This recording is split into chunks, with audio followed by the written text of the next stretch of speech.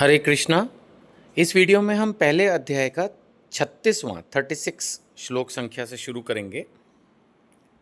इस श्लोक में अर्जुन जी कह रहे हैं, यदि हम ऐसे आतताइयों का वध करते हैं। देखो, थोड़ी देर पहले वो स्वजन बोल रहे थे, अब उनको आतताई बोल रहे हैं। आतताई इज ए हार्डन्ड क्रिमिनल, मतलब एक ऐसा व्यक्ति जिसने बहुत अपराध किया है, आतताई। तो कहीं ना कहीं उनको क्लियर है, बेशक वो रिलेशनशिप में होने की वजह से स्वजन बोले उनको, वो उनकी उदारता भी है एक भक्त होने के नाते, एक अच्छा व्यक्ति होने के नाते, लेकिन हैं तो वो आतताई।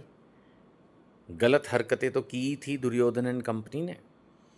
तो यदि हम ऐसे आतताइयों का वध करते हैं तो हम पर पाप चढ़ेगा। अब वो कह रहे हैं वध को पाप की दृष्टि में ले रहे हैं कि भाई किसी को भी मारो, ये उस एंगल से है। वैसे तो कोई भी राजा अगर किसी क्रिमिनल को फांसी पे चढ़वा देता है तो कोई पाप नहीं होता है, बट वो ऐसा महसूस कर रहे हैं कि भाई अगर हम किसी को भी मारते हैं, जीव हिंसा हो गई है और ये तो जीव में भी मनुष्य है, तो उस एंगल से वो सोच रहे हैं कि हम पर पाप चढ़ेगा। अतः ये उचित नहीं होगा कि हम धृतराष्ट्र के पुत्रों और उनके मित्रों का वध करें। अब वो कह रहे हैं, हे लक्ष्मीपति कृष्ण, भगवान को संबोधित करते हुए पूछ रहे हैं कि इससे हमें क्या लाभ होगा और अपने ही कुटुंबियों को मारकर हम किस प्रकार सुखी हो सकते हैं। मतलब ये पॉइंट वो पहले भी बोल चुके हैं, अब फिर से बोल रहे हैं। बार बार एक ही बात उनके दिमाग में आ रही है कि अगर हम अपने रिश्तेदारों को मार डालेंगे तो जब हमें राज्य मिल भी जाएगा तो उसको भोगने के लिए कोई तो होगा नहीं, खाली पड़ा होंगे महल। एज सच वैसे वो 5 भाई तो होंगे, लेकिन फिर भी उनको महसूस हो रहा है कि भाई, जो मैं बार बार बोलता भी हूँ कि भीष्म पितामह, गुरु एंड बहुत सारे मित्र वगैरह आ गए हैं लड़ने के लिए दोनों तरफ से। तो युद्ध में नेचुरली चलो हम तो 5 वॉरियर्स बहुत मजबूत हैं, नहीं मारे जाएंगे, लेकिन बहुत सारे लोग तो हमारे पक्ष के भी मारे जाएंगे, उधर के भी मारे जाएंगे। ऐसे हम भी अपने जीवन में कई बार धन कमाने के लिए, रिच होने के लिए, फेमस होने के लिए, सक्सेस होने के लिए अपने रिश्तेदारों को, मित्रों को, पड़ोसियों को, अपने ऑफिस के कलीग्स को कुछ भी हर्ट करते हैं या उनके साथ चालाकी करके आगे पहुंच जाते हैं। लेकिन ऐसी भी फिर कई कहानियां हैं कि जो सक्सेसफुल लोग हैं वो डिप्रेशन में चले जाते हैं क्योंकि उनके जीवन में कोई होता ही नहीं, सबको छोड़ के तो वो आगे बढ़ जाते हैं। तो कई बार ऐसा होता है कि वो बहुत अकेला महसूस करते हैं और रादर सक्सेसफुल होने के बाद भी खुश महसूस नहीं करते। यहाँ पर उस टाइप के फियर्स अर्जुन जी को हो रहे हैं। अब यहाँ पर एक शब्द आया आतताई, जिसका एक्सप्लेनेशन है जो मैं पढ़ना चाह रहा हूँ कि वैदिक आदेश अनुसार आतताई 6 प्रकार के होते हैं। एक है विष देने वाला, यानी सिंपल जो मर्डर कर रहा है, चाहे वो विष दे। अब आज के ज़माने में तो विष ढूंढना ही मुश्किल है, तो लोग गोली मार देते हैं।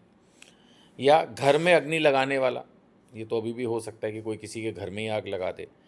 तीसरा, घातक हथियार से आक्रमण करने वाला, कोई चाकू, छुरा, कुछ भी, ये भी होता है। फिर धन लूटने वाला, चोरी चकारी तो चल ही रही है आजकल, डिजिटल चोरी चालू हो गई है ना, आपके बैंक अकाउंट से वो पैसे निकाल लेते हैं। दूसरे की भूमि हड़पने वाला, ये तो ना ख़त्म होने वाला काम है, लोग एक दूसरे की ज़मीन आज भी खूब खेल करते हैं। और पराई स्त्री का अपहरण करने वाला। अभी अपहरण तो जो अगर सही लैंग्वेज में देखा जाए तो वो ये है कि किसी और की वाइफ को आप कैप्चर करके ले ही गए, लेकिन अभी आज की तारीख में एक्स्ट्रा मैरिटल अफेयर्स चला देते हैं लोग और ये सब भी, तो वो भी इसी कैटेगरी में आना चाहिए। तो ऐसे आतताइयों का तुरंत वध कर देना चाहिए। अब शास्त्र तो कहते हैं कि इनको मृत्युदंड दिया जा सकता है, वो बात अलग है कि ये एक वैदिक शास्त्रों के हिसाब से लिखा गया है। जो बातें हैं, ऐसा नहीं कि आज का लॉ इसके बारे में बिल्कुल उल्टा है, काफ़ी सिमिलर ही है। बट हाँ, ये है कि भाई किसी को भी अगर मृत्युदंड देना है तो वो काम हमारा नहीं है ना, वो काम राजा का है, यानी कि गवर्नमेंट का है, उनके जुडिशियल सिस्टम का है। अगर हम आज के कंटेक्स्ट में भगवत गीता को हमेशा पढ़ के जैसे हम समझने का प्रयास करते हैं, तो ये चीज़ें आप देख सकते हो। और लेकिन इस समय जो अर्जुन हैं वो एक तरह से राजा ही बनने वाले हैं। युधिष्ठिर, अर्जुन, वो एक ही बात है। तो वो अगर इन लोगों को मृत्यु दंड भी दें, इन्होंने जो अपराध किए हैं, तो वो कोई बहुत गलत नहीं होगा। यही बात आगे चल के भगवान कृष्ण उनको समझाएंगे भी।